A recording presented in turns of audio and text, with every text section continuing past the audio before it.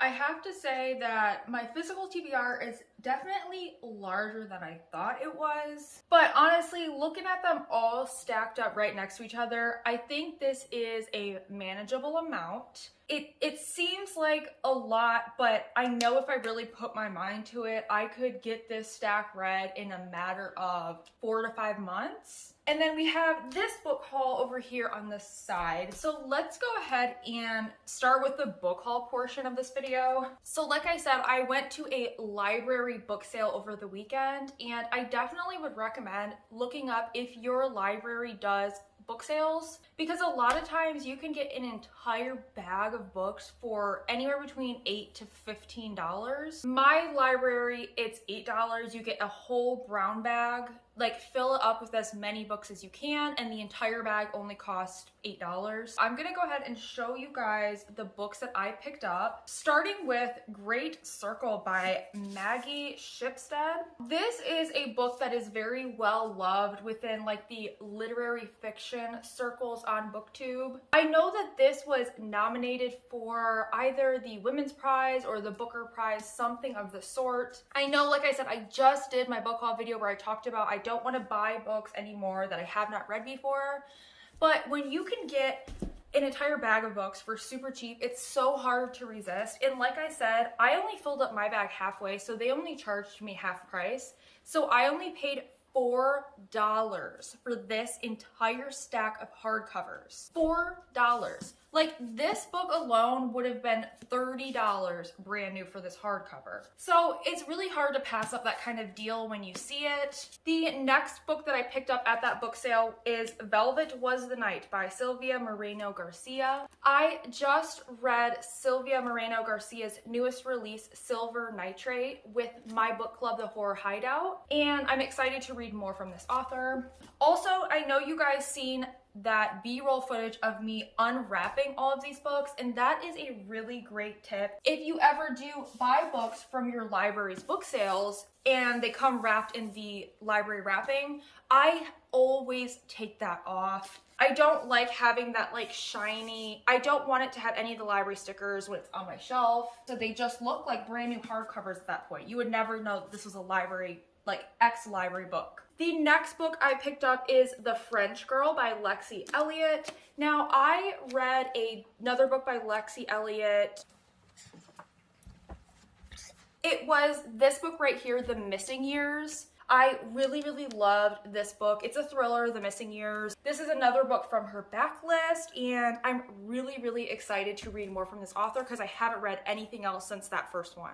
The next few books I picked up are a couple novels by the author Claire Fuller. So I picked up Bitter Orange and I picked up Unsettled Ground. I want to say it was Ashling who recently read this book, Unsettled Ground, and talked about it, and I had just added this book to my Goodreads TBR. So to find this at the library book sale, I like freaked out. I could not believe it. And that cover is stunning, as well as this one. I don't know a ton of what either of these two are about. I'm assuming they're a bit more literary. The next one I grabbed is Melmoth by Sarah Perry. I did just try to read a different book by Sarah Perry and I actually DNF'd it. The book I read from her and DNF'd was After Me Comes the Flood. I was just having a really hard time following that one, but I really do want to give that author another chance, and this cover is so gorgeous. I could not resist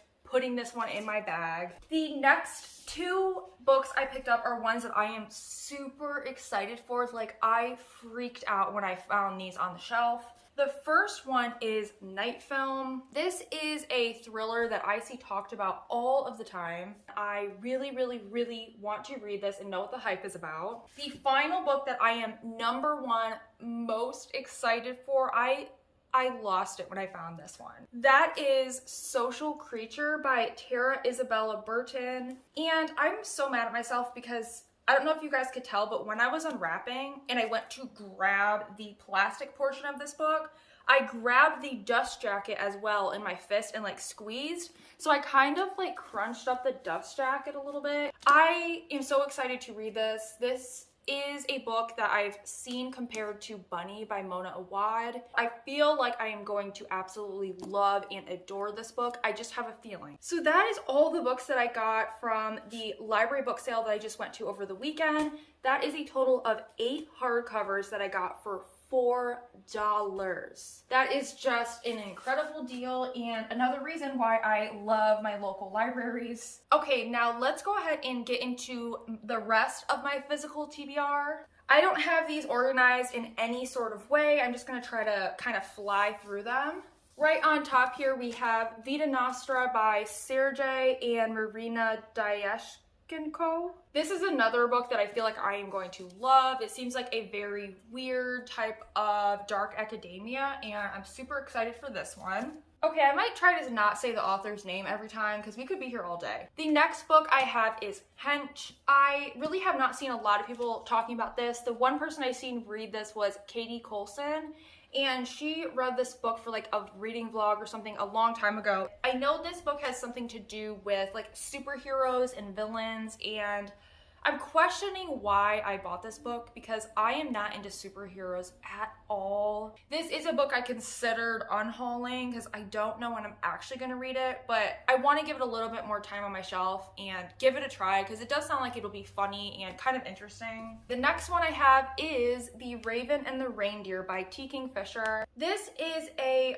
retelling of The Snow Queen, and The Snow Queen is one of my favorite stories. There is like a Hallmark mini-series with Bridget Fonda playing the Snow Queen, and it is one of my all-time favorite movies. If you watch it, it is pretty cheesy, like I will admit that, but it's one of those like comfort movies that I will watch anytime I am sick. I'm obsessed with the Snow Queen and I love T. Kingfisher, and so I'm really excited to read like her fairy tale retelling of it. The next two I have are two Paul Tremblay paperbacks. I have A Head Full of Ghosts and I have Disappearance at Devil's Rock. I received both of these in a book subscription box. I believe it was the Introvert's Retreat box, I believe. Paul Tremblay is an author that I've struggled with some of the books I have read from him, so I hope I will enjoy those. They're just not like super high on my priority list. The next book I have is We Were Never Here by Andrea Bartz.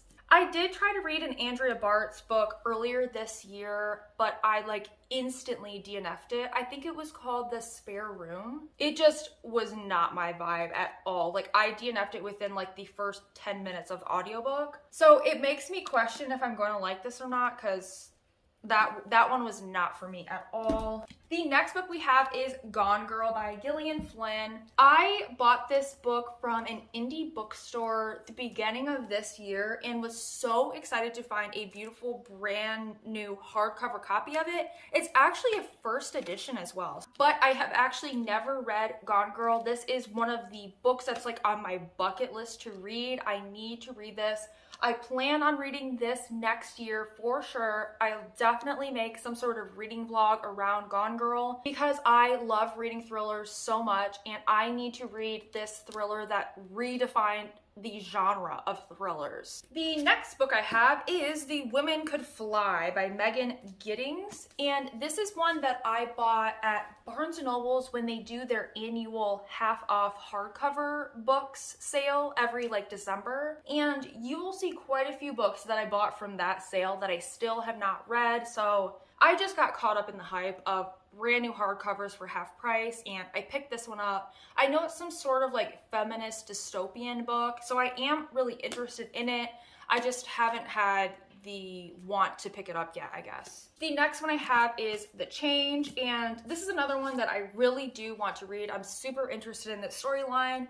It has something to do with women who are going through menopause and they start developing some sort of like powers or something. They're trying to save a girl or solve a mystery of girls who are being murdered or something of the sort. So it sounds like another very like feminist girl power sort of read, and I need to read this book. I think I'm going to love it. The next one is All's Well by Mona Awad. Another book that I'm desperate to read and know I will love. The next book I have is The Gathering Dark, which is actually an anthology of folk horror stories. It was compiled and edited by an author that I've really enjoyed in the past, and that is Tori Bovalino. One of my favorite books I read last year was Not Good for Maidens by this author. This is a retelling of the Goblin Market folktale, and it is amazing. And so I started to collect the rest of Tori Bovalino's backlist because I loved this book so much. But I have not read this. Still, I have not read it, so hopefully I will at some point. I'm not a huge short story person though, so that is part of the reason why I have struggled with picking that one up. The next book I have is When We Lost Our Heads by Heather O'Neill. This is another book that I picked up at the Barnes & Noble's half off hardcover sale, and I haven't read it, but I absolutely adore this cover. Like, that is a stunning, gorgeous, beautiful cover. I'm also loving on the back, we have a shout out from Mona Awad, and it's making me want to read this book like right after filming this video. The next few are the handful of books that I featured in my recent book haul video, and these are the only ones from that book haul video that I had not read. The next two I have is both Ready Player One and Ready Player Two. My husband has read both of these and loves them, and I want to read them as well at some point. Next, I have a couple classics. I have Jane Austen's Sense and Sensibility and Emily Bronte's Wuthering Heights. These are both the Penguin Classics Deluxe editions, which is the editions of classics that I collect. I just love and adore the both of these covers. Like, the gold foiling on this one is gorgeous, and this cover is stunning as well. Every classic that is released within this like collection is just a work of art. Next I have, oh, I've read this one. This one shouldn't be here. Next I have both Red Queen and Looking Glass, the book of novellas, within the Alice series by Christina Henry. This is the sequel to Alice, and I need to read this because I really really enjoyed Alice when I read it. I love Alice in Wonderland. Like, that is one of my childhood favorite movie stories. Like, I've read the book multiple times. The movie is one of my favorites. I actually have a collection of Alice in Wonderland films. Let me show you. This is my collection of Alice in Wonderland movies. So I have the new Tim Burton, well, not new, but the newest Alice in Wonderland, like, reimagining with the Tim Burton one with Johnny Depp. I have the classic Disney movie, of course. There is this one, which is Alice Through the Looking Glass. It has Kate Beckinsale in it, and I believe this is like from the 90s. So the next one I have is Alice in Wonderland, and this is like a PBS. Is it PBS or Hallmark? It says Hallmark Entertainment. It has Robbie Coltrane in it, and Whoopi Goldberg is in this one. These are both films that I remember checking out on VHS tape from my library when I was a child over and over and over again. Like, I would get both of these and watch them all the time. I have always loved Alice in Wonderland. This is such a trippy, weird movie. Like, if you guys are into weird, trippy stuff, highly recommend this movie. And this is just such a sentimental one to me. I could watch this movie. I have watched this movie on repeat over and over and over again. Like, play it and push play again. It's so good. Like, I don't know why we're talking so much about Alice in Wonderland right now, but I just wanted to say, because I need to get back into reading these because I love Alice in Wonderland, and I might pick this one up pretty soon here. I have another couple books that I picked up from that Barnes & Noble's half off hardcover sale. So I have the Book of Gothel, and this little book called Fly Away. This I know has something to do with Rapunzel. It's some sort of like fairy tale retelling, and I'm so into fairy tales. Any book that reads like a fairy tale, or I also love fairy tale retelling, so I have high hopes I will enjoy this one. This little one got me because of some of the quotes that different authors wrote on the back. Their little blurbs really made this, they really sold me this book. When I bought that book, I had just read In the House in the Dark of the Woods by Laird Hunt. This has since become one of my all-time favorite reads, and this book gave me vibes of this book. So that's why I bought this. However, I have not read it. I've had no desire to read it since picking it up. It's one, again, that I considered unhauling, but I'm going to give it a little bit more time. It made the cut this time. It might not make the cut next time. Next, I have a large stack of books that are all books I know I have picked up from different library book sales at one time or another. So I have this book, which is called The Witch and Other Tales Retold. This is just the most gorgeous, stunning, beautiful cover I have ever seen. I can't unhaul this just for this cover. Like, it's so cool to me. I have Naomi Novik's Spinning Silver, and this is another one I kind of considered unhauling. I did read her book Uprooted last year, and I really enjoyed it. However, I'm just not in a fantasy mood at all. Next, I have The Lonely, which looks like a kind of creepy, sort of atmospheric, fairy tale-like sort of book. I have The Sisters of the Winter Wood, and this gave me vibes of my favorite series, the Winter Night Trilogy by Catherine Arden. And again, this is another fantasy, so I don't know when I'll be in the mood for it, but because it reminded me of my favorite series, I had to pick this one up. I have Gingerbread, which is a literary fiction that it has a lot of really, really negative reviews, but it kind of seems up my alley from the way people talk about it, because it seems like one of those very weird sort of books. On the back, this blurb says, "We have to ask if the line between real and unreal is murkier than we imagined, or to what extent a line exists at all." That totally interests me. I have two books by Lane Fargo. I have Temper and I have They Never Learn. I have not read either of these, although I did start They Never Learn in January, and I even started annotating the book. Oh, I have my bookmark still in here. I didn't get too far in this one.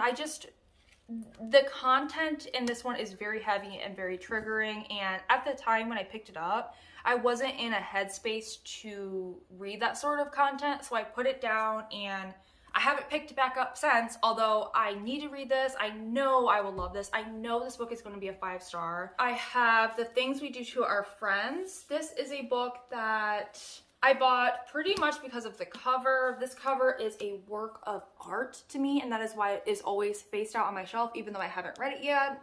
It's just gorgeous. I haven't heard the best things about it, so I'm kind of apprehensive to read this because if I read it and don't like it, I'm not going to want to face it out on my shelf anymore. So I might just keep it as a work of art because this is beautiful.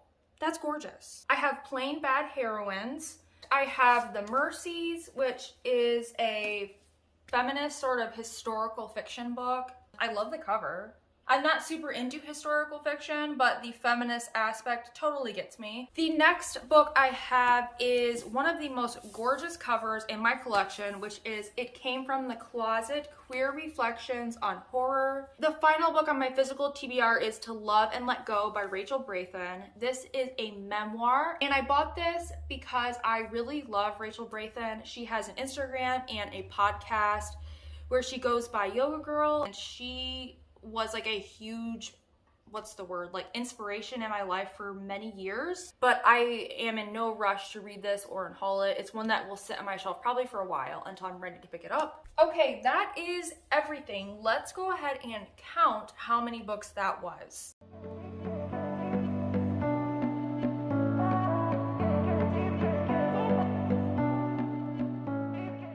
Okay, so that is an even 45 books. I am genuinely really happy with that number. 45 unread books does not seem like that many. By the rate that I read books, I would be able to read all of these books within a matter of 3 months. So like I said, next year I definitely plan on doing a challenge for myself, reading my TBR down to 0. Because while 45 books is not a very large number of unread books, I would love for that number to be at 0. I would love to no longer carry a physical TBR. One of the next videos that will be coming up on my channel is me doing a spooky reorganization to my bookshelves here. So stay tuned for a bookshelf tour on the way. I have so much Halloween decor that I have been saving up for this video. If you guys know how many books you have on your physical TBR, please let me know what that number is. I would be super curious to know. But other than that, thank you so much for watching, and I will see you in my next video.